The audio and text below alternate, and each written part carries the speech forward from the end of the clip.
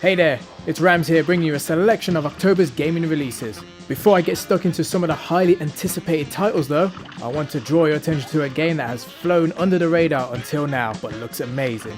It's Cuphead!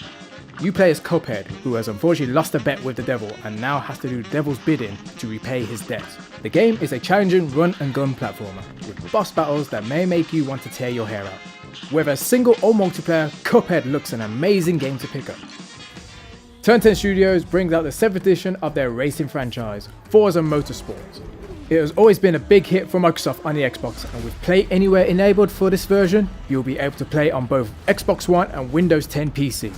It has more than 700 cars, customizable drivers, new and old tracks such as Suzuka Circuit and Maple Valley Raceway, and the dynamic weather from the Forza Horizon series. Forza Motorsport 7 will be one for those who love the franchise and racing genre.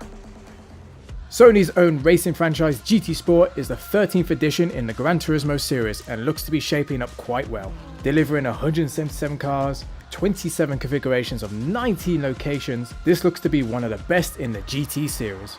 With Forza and Project Cars 2 out, the battle of the race sims is heating up nicely. Time to return to Middle-earth now with the sequel to Shadow of Mordor, it's Shadow of War.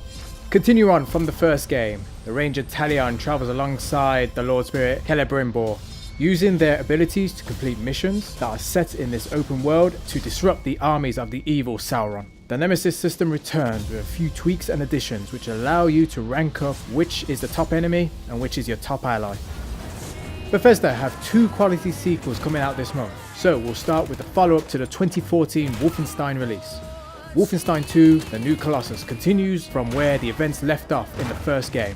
Nazi Germany won the Second World War and have taken over America. And you as BJ Blazkowicz return with a militant American resistance group to try and set up a second American revolution against the Nazi regime.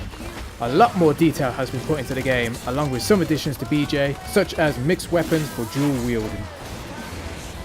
Set 3 years after the first game, you return as Sebastian, who has now found out that his daughter Lily is alive but trapped on the other side.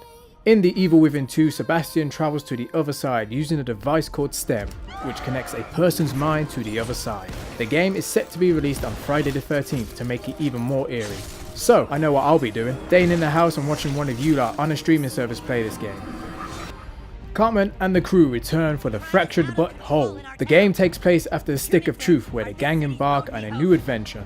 Only this time, you get to roleplay as a superhero. Using a classic yes or no system, fans will be able to make decisions within the narrative and even choose to side with the Coon.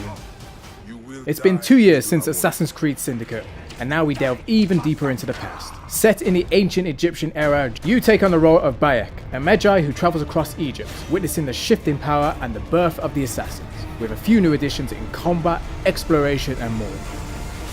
Finally, Destiny 2 for the PC is here. After a month of being released on the consoles, the PC version will now be running at 60 FPS and up to 4K resolutions. All that graphical power will now truly show what this game can do. That's all for now. I'll be back in November with some big releases, including Call of Duty World War II and Star Wars Battlefront 2.